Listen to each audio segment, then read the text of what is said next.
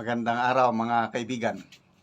Pag-usapan natin ngayon si Ka Eric or Jeffrey Celes.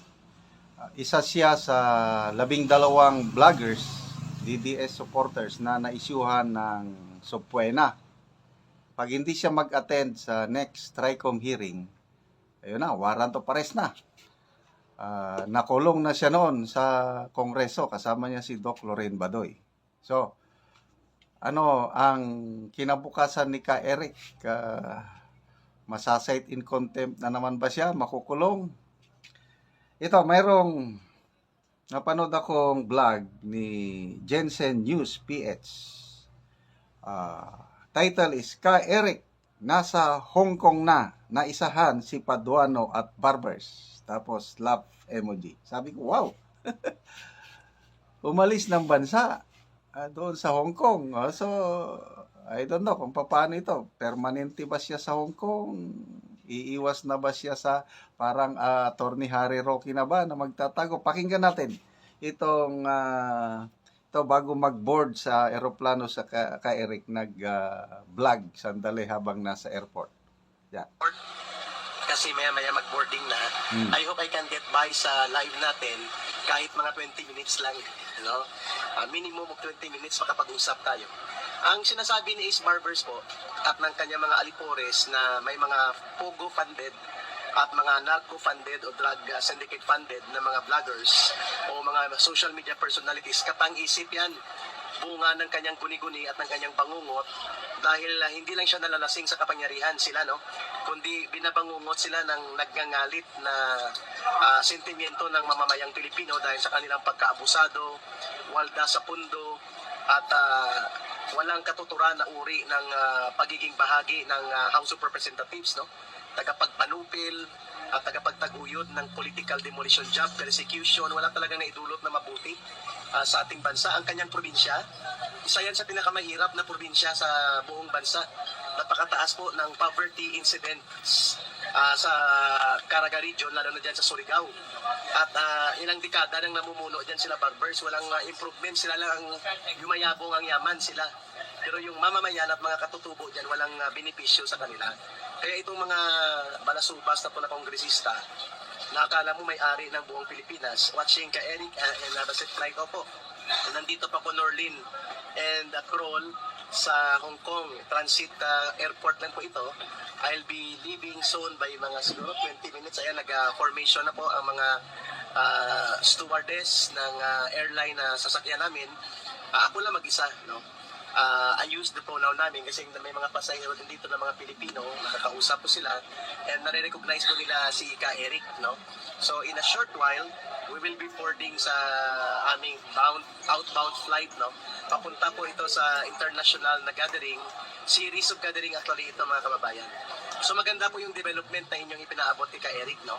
That the group of Attorney Trixie and among other social media personalities and social media political commentators ay nagsampa po ng kaso class suit as far as I am initially informed na nagkakahalaga ng multi-million damage suit laban kay Barbers, kina Paduano at iba pa sa kanilang abusado at mapangwasak at mapanirang turi at paggamit sa Kongreso at poder nila upang musingan o siraan ang integridad at pagkatao ng mga social media personalities and social media political commentators. On that note, nararapat lamang yan na mangyari, no? Kaya nga, we hope nga hindi nila itutuloy itong abusado at illegal na pagpapalabas ng warrant of arrest sapagkat yan ay walang piyansa. At yan ay makukulong kami ng illegal at wala kaming kalaban-laban. Dadalhin kami sa either sa Quezon City Jail, ang mga babae na makukuha nila ng mga social media personalities, doon nila ikukulong ng illegal sa Women's Correctional. So mantakin mo kung gaano ka balasubas ang pag-uugali at gaano kabaluktot ang utak nito nila Barbers, no? Na kinakonsinti mismo ni Marcos at nila Martin Romualdez, no? Nararapat lamang mga kababayan na sila ay punahin at batikusin ng taong bayan sapagkat never been before na nakita natin ang ganitong kalapastanganan na nagagawa ng isang kongreso na sila ay halal ng bayan, hinihiram nila ang kapangyarihan nila sa mamamayan subalit kung umasta sila ay sobrang sobra po sa pang-aabuso. At mantakin mo, ang pagwawaldas nila kaliwat kanan sa pondo ng bayan. Braveheart, hello, thank you.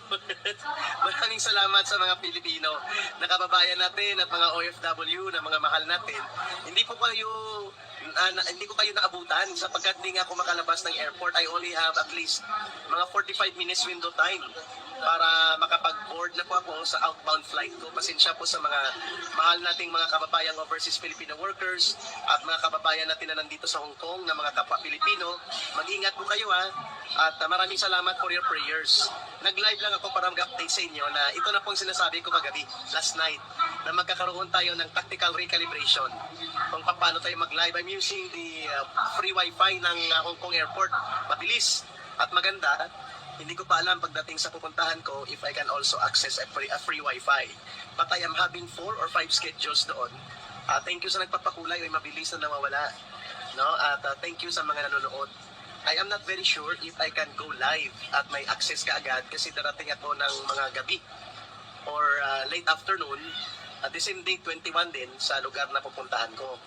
So, may 5 schedule doon ng pagtitipo ng iba't ibang Filipino community groups no sa lugar na pupuntahan ko. Hindi ko muna sasabihin. Transit airport ko lang po ito for transfer flight and connecting flight ang Hong Kong. Ay nandito pa ako sa paligid ng ating pinakamamahal na mga kababayan na hindi ko makadaupang palad. No? I'm very sad about that. Sana kung mga kalahating araw, pwede tayo mag-meet up sa paligid nitong airport na ito, din babalik ako. That I have only 45 minutes window time. So, hi ka Eric, hasta airport ka lang gali. Oo. Hi, Cecilia, watching from Singapore. Ayun. Opo, I'm waiting kasi Okay, so habang nagsasalita si Ka Eric, nasa Hong Kong siya, papunta sa isa pang foreign country na hindi niya pinangalanan at may mga speaking engagements siya doon. So, hindi klaro kung kailan siya babalik sa Pilipinas. Kung babalik man siya, ayun na, medyo delikado kung babalik dahil I'm sure hindi mag-a-attend yan sa next TRICOM hearing, di ang susunod, warrant of arrest na. Para bang si Attorney Harry Roque, ganun din yung mga POGO hearing, hindi na siya nag-attend, isyuhan siya ng warrant of arrest. So, ngayon, nasa ibang bansa si Attorney Roque, ayun, hindi na nila maabot. So, good luck po, Ka Eric, Jeffrey Celes sa iyong mga speaking engagement. Mga kababayan, salamat po sa inyong palaging panonood, pagsubaybay sa ating channel. Nakakatulong po kayo indirectly sa Tribong Talandig sa Bukidnon. Namimigay tayo through sa income natin sa channel na ito dahil nanonood kayo.